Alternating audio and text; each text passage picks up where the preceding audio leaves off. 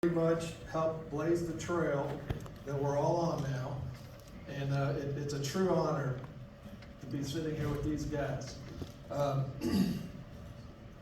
We did this about 3 or 4 years ago. We had another panel of pioneers. I think it was Paul Wellborn, Steve Bell, maybe Pat Corsi, I think. That was kind of the first panel that we did, and it got great reviews from the audience. And it's just a time to sit up here with people who have been in this industry for a long time, acquired a lot of wisdom, and have a lot of knowledge and experience. And so we're going to sit up here today, and we're going to enjoy what these guys have to tell us about their experience in the industry. There's probably combined total, I'm guessing, about 130 or 40 years worth of experience in the kitchen cabinet or furniture business. What I'd first like to do is introduce these gentlemen and give a little bit of a bio on their kind of path that they've taken in the cabinet industry. To my left, a lot of people know this guy, Mark Trexler.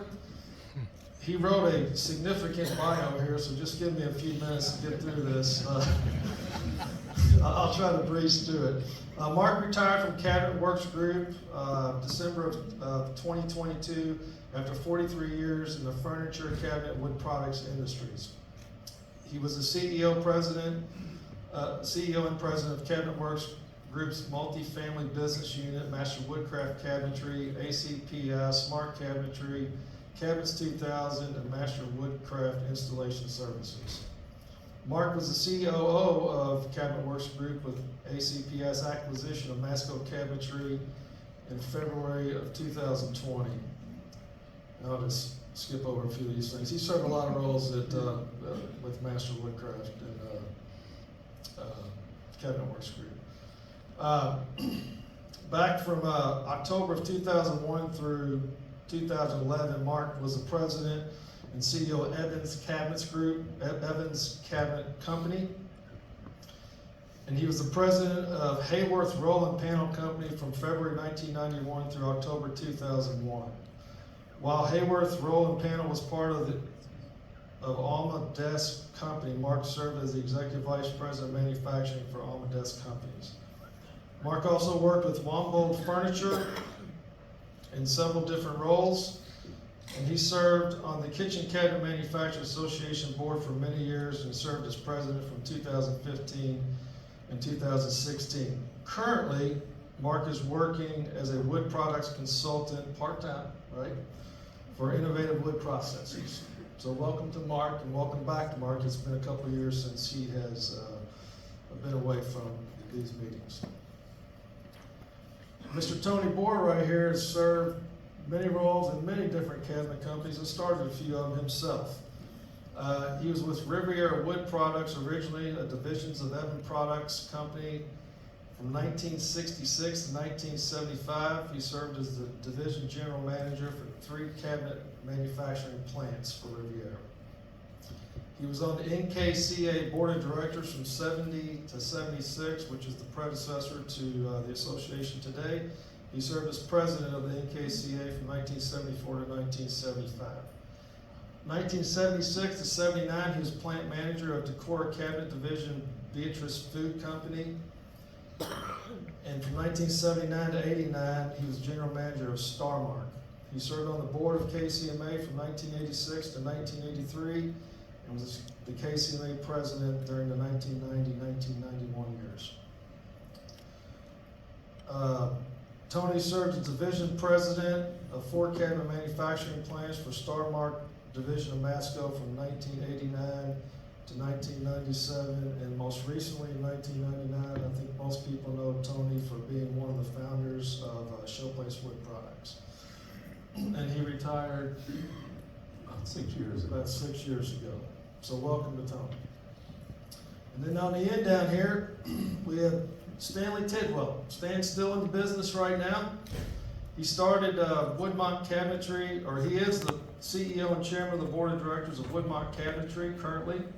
In 1982, Stanley started his first cabinet business, Texas Cabinet and Doors, serving cabinet shops and builders in the Dallas-Fort Worth market. He joined the KCMA in the late 1980s, has been an active member for over 40 years, and he says his first plant tour was back in 1970. So that's how long Stan's been around coming to these meetings and doing these plant tours. In 1992, Stanley purchased Western Cabinets, a regional cabinet manufacturer supplying pre-finished cabinetry to buildings in the Dallas-Fort Worth market. The company, now known as Woodmark Cabinetry, supplies top 100 single-family builders across the country. In 2018, Stanley entered the multifamily market through the purchase of Sonny Zetmeyer's company, Grandview Cabinetry, located in Parsons, Kansas. And today, his two companies employ over 700 people and operate 4 factories located in Texas and Kansas. So as I said, we got a lot of experience up on this panel with these 3 guys. They have they've seen the ups and downs of the industry, and we're going to talk a little bit about that and ask a few questions to them about their experience in the industry over the years, you know, some ups and downs and what's kind of changes they've seen throughout the last 40 or so years that they have been in this industry. If we have time at the end of this, we'll be able to pass around a microphone and maybe get some questions from the audience. So let's start out with Mark. Mark, if you were to start a business, or if you started a business, can you tell us about the creation of it? Well, Or been part of starting a business? Part of starting. Tell us about that experience of being part of starting a company. Yeah, just to start that part of the couple of years that leads up to getting these things up and running. I mean, it takes a massive amount of time. There's lots of planning. There's all kind of government regulations. You're getting permits. You're doing all the background work, and at the same time, you're trying to figure out how am I going to go to market, what am I going to sell, how I'll sell it, so that once I have this thing up and running, that we've got work for the guys. And then, you know, it's very hard to compete when you start out. So it's usually a pricing game you're playing where you've got to get yourself into the market. You got to have enough cash to survive that, but you also have to have good enough financials that you keep your funding and those things going. So, you know, I've been on the ground floor helping with a number of companies, whether it was furniture companies or cabinet companies, and you know, it never goes exactly like you think. I always say that, you know, if you think it's going to take you years, just double it. There's just so many things you don't think about as you're starting them up and getting them going. But, you know, if you can figure out how to do it, it is the American dream. It helps you to get out there, provide jobs for lots of people in the community. And, you know, it's just you know, it's very rewarding once you get there, but you better be willing to work about a 70-hour week and to get all these things done. But then it will pay off for you. But, you know, you have a lot of lessons learned. I always say the cost of tuition is quite high early on as you figure out, well, I did it this way, I better change and do it a little different. So, you know, that's sort of been my experience in between furniture and the cabinet business. So Tony, let's talk about Showplace. You built that with some partners from the ground up. Tell us a little bit about that creation, how that came to be. You had served several roles in other cabinet companies, and to build something from the ground up that didn't exist from day one. Give us a little bit of your experience with that process. Well, I didn't I didn't plan on starting Showplace. I was twice in the cabinet industry. I was fired, and the last firing was when I was with Star Mart. And so I had a 2-year non-compete, and I figured I wouldn't get back in the cabinet industry.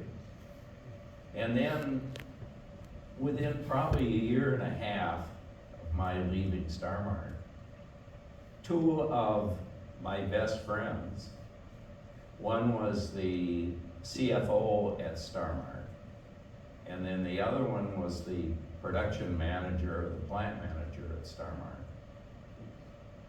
Just around the Christmas time, they were both fired by Star Mart. And so I thought, wow, how dumb was that?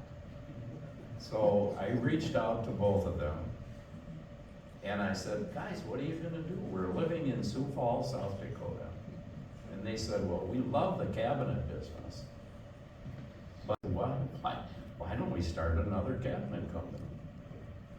And they jumped at it.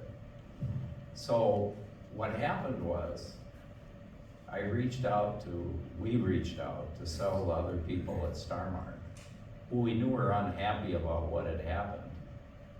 And then I took the role of putting together the funds, and we created Showplace. And we did it with 15 investors. 8 were former Star Mart employees, and they became investor employees, and then 7 were outside investors. And as a result, almost 25 years later, we have an awesome company. All of the original investors, including the employee investors, have retired. But in the process of running Showplace, why we needed to think about an exit strategy for our original investors. And that's when a couple of us became interested in ESOPs and what that would mean for the company. Now, a lot of companies transition, they sell it to a strategic buyer or to a private equity financial investment group. But my experience in the industry taught me that that was not necessarily the best way to go for your employees and for your customers, and even suppliers. So I spent, along with our CFO, the necessary time to investigate ESOPs and what that would mean. And I'll tell you today, friends, it's one of the best things I've ever done over my career, was to create 100% ESOP company, which is what Showplace is. We have over 700 employees today, and if they're with the company for 1 year, they become owners. And it's great as far as what it means to our employees, what it means to our suppliers, and our customers. So as far as transitioning in company, and I know everybody is faced with that at some time. Think about ESOPs. It's a great strategy. They take pride and ownership in it. They sure do. That's the key there. And let me just take a minute. I've got several of our Showplace managers here. Stand up and take a bow, Showplace. You Come on, gotta Bill. lead the charge. You gotta lead the Stand up.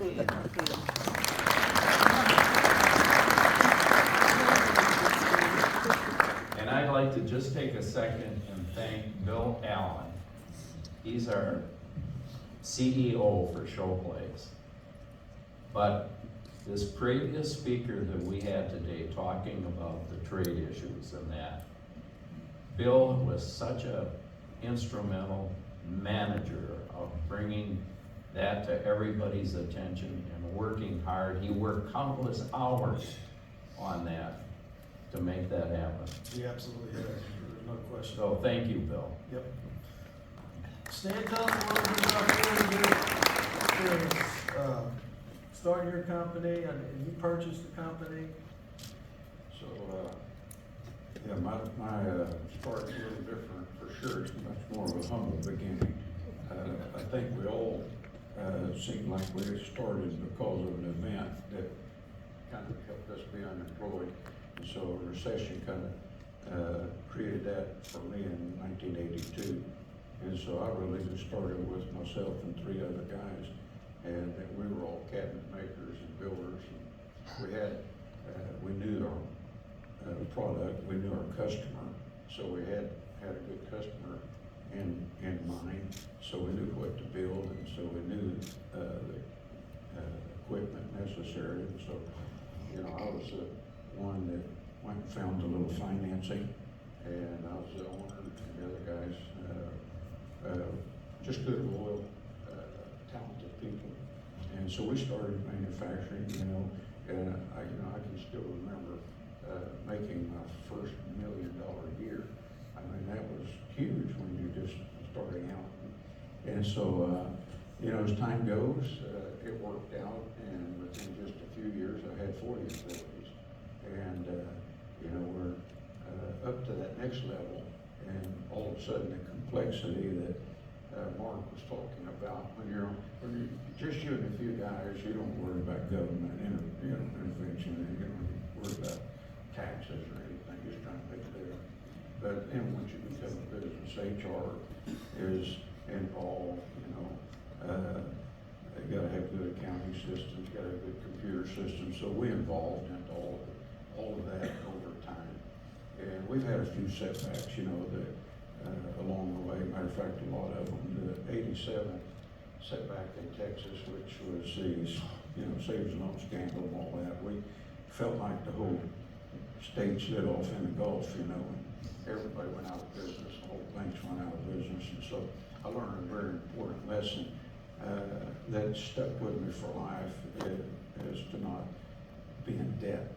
Because you know, young startup company like that, you know, I would finance my inventory and receivables, and that did, I had to restart, if you will, again, and that after that recession. So that was another good humble beginning, but it changed my outlook on how I ran my business. And ever since then, I've been capitalized, and my goal is to run my business without incurring or having debt. And obviously, that's not possible. As you expand, you got to buy buildings and additional equipment. But we have a payoff plan. And today, you know, 40 years later, we're a 100% debt-free company. We're a C corporation. We keep money in the bank. We have assets, and so, you know, it's easier to grow your business when you're in that condition. And you know, as you mentioned there, even in 2018, you know, I was kind of proud of being able to buy Sonny's company from him. Most of you guys that's been around here knew Sonny's admired a lot. We all respected him. He was a lot of fun. He bigger than life type of character. And but he had a wonderful company up in Kansas, and you know, 4 or 5 years after he passed away, his wife was not needing to be in the cabinet business. She needed to be a grandmother. And so we worked out a deal that we bought that. And, you know, Tim Price runs that factory. He's here today with us. And that's another nice example of being capitalized right. You can take advantage of something like that for the benefit of that company, and it helps us grow our business, diversify a little bit. So now here I am, you know, trying to retire, and all this growth. We've got like over 700 employees today. Dave Saylor is president of our company today, and I'm trying to be the CEO. And I show up 3 days a week normally, and I call it work. I don't know if they're going to call it work or not, but I'm participating, if you will. But you know, today it's very fortunate, you know, that I've been able to acquire a lot of good people to run our business and grow like that. That's what it really takes. Not only we talk leadership, but as I said, you got to have your first good customer, but then you grow into a whole multitude of customers. Then your whole supply chain. That's the benefit of this room and this KCMA, going through these tours, meeting the supply chain people here, and you get connected to good resources. That's another good group of people, and all your employees. You know, you can't operate without them either. So that's kind of my history, if you will, where I'm at. Great success story, Stan. We appreciate that. So let's talk a little bit about company culture. We're going to start with Tony here, because again, you built something from the ground up. Number one, was company culture even a thing back in the 70s and 80s? And you hear, you want your company culture to be great for your employees, great for your customers. Tell us a little bit about when you're building up a company from the ground up. How do you incorporate a great company culture? What are the things you do to have a great company culture? I think you have to discuss these things with your management staff and with your employees. And I think the company culture today, for companies like Showplace, is far different from what it was when I first entered the cabinet business back in 1966. Today, I think the focus to succeed, you have to focus on the needs of the customer, and you have to focus on the needs of the employees, which is important. Involve customers in your business, and then what we do with Showplace is we have what we call a dealer advisory group, and they meet annually. It's kind of like an informal board of directors, but it's made up of our dealers. And we get the necessary feedback from our dealers as to, should we change the direction of the company? Should we add new products? Should we delete products? What are the needs of the dealer? And it really helps. And then we take this information and we share that information with our sales reps, we share it with our employees. We get them to buy in. Customer service today is such an important part of the culture of the company. And that's so important as far as the employees are concerned. They need to feel that they're a part of this and that they can make a difference. And again, I mentioned the ESOP. Well, the ESOP is an employee retirement program. And what I told our employees regarding the ESOP, I said, just think of the ESOP as golden handcuffs. And that's why we created it, and that's why it works. So that too is part of our culture. Another part of our culture is that being a part of our communities, whether it's where we have our plants in Harrisburg, South Dakota, which is right near Sioux Falls, and we have another plant in Beersford. But it's so important that our employees know that we want to address the needs of those communities. And in the case of Harrisburg is about 3 miles from Sioux Falls. So we're very much involved not only in the Harrisburg needs of the community, but also as far as Sioux Falls, South Dakota is concerned. And so that's part of our culture. And getting the employees to understand that being a good corporate citizen is so important. And I think that really helps you grow that business. Absolutely. Be a part of the bigger community. Absolutely. Stan, what about yourself? How about, culture, has it changed over your 40 years? Where we are today with company culture versus back in the early 80s and late 70s? Well, the early 80s when I started, we were shoulder to shoulder out there. Like I said, if we had 40 men, I was still involved. There's 40 employees. It was a predominantly male-based, skilled group of folks back in that day. At least that's who we hired, because they had a lot of custom cabinet type talent and woodworkers. And we all cared for each other. We worked together as a team real easy. We just didn't have employee turnover, and we didn't have absenteeism in the 80s. Everybody, wages were low, and of course living standard might be a little lower, but everybody needed to come to work and make a living. I can just tell you that. We didn't have any casual. But as time moved on, just like all of us know, and then what's happened to us in the last COVID revolution here, or whatever, cultures really changed. And we changed. I'm not saying we were that way from the 80s all the way to 2020. We became employee,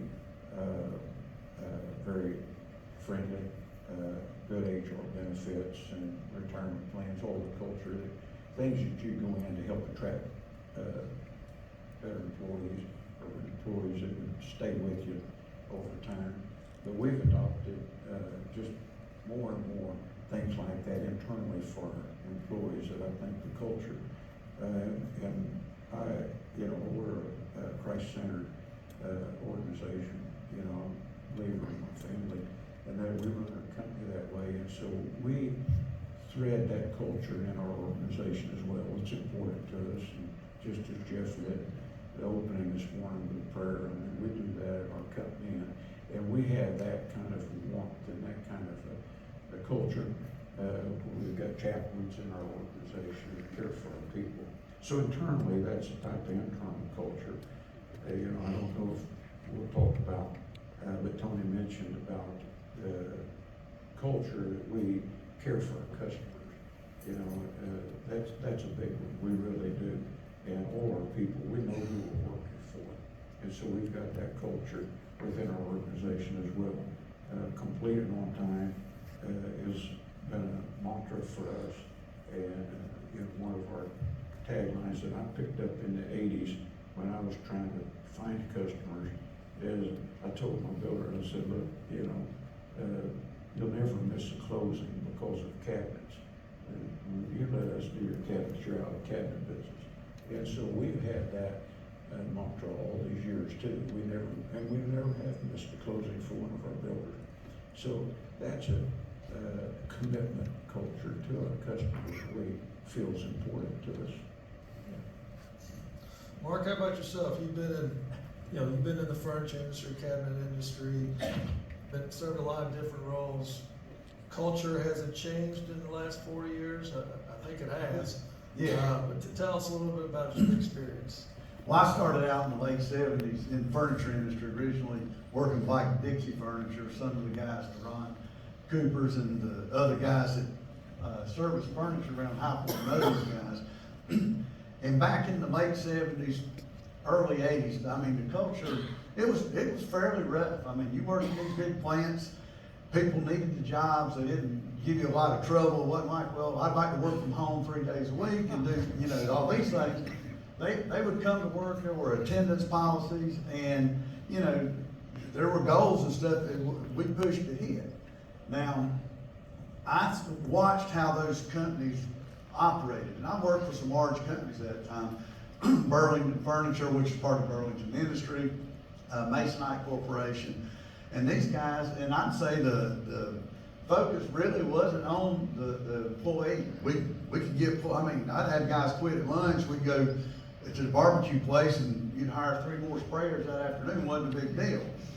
But as the life changed, I said, when I started running these plants and stuff, I personally wanted to do it different. I wanted to make it a place where you wanted to come to work. I always said, we want ideas, we give you opportunity to fail, we might have to back up and punt if it don't work. But starting involving the employees, and as that went through the 80s and the 90s, it served me well as far as how the companies and the plants ran. And then, once we got to the millennials and COVID, the world changed again. Where I was at, we had 20 plants, you had a lot of people, it's hard to get employees. You had people that, once again, you wanted to work from home, or I wanted to work X number of hours a week instead of every hour I could get. So managing the people, the culture is like these guys have mentioned, whether it's with the vendor, your customer, and particularly your employees. You've got to take care of the people. They got to want to come to work. They got to see there's a future in it, and they got to believe they're part of building something good to keep them. Or these younger guys, they move on really quick. I got a son-in-law. He was, I think he's born about 82, 83. He's in a different industry, but these guys change jobs pretty quick, and they don't have to move anymore. Used to, if you wanted to advance, you'd move. I moved my family, from in North Carolina, a couple places, to California, to North Carolina, Georgia, to Texas. Now you don't find that happening. So you've got to find these guys that are in the area, train them, and for the big thing is you got to keep them. And you're not going to do that with a toxic culture where people don't want to come to work, or they'll find something new. So from when I started, where I would call it the rough and tough days, to when I retired at the end of last year, it's a huge difference and how you manage people. And it's more working with them than just being on top of them to manage them. So, you know, I found that, you know, you had to change that culture if you're gonna survive that.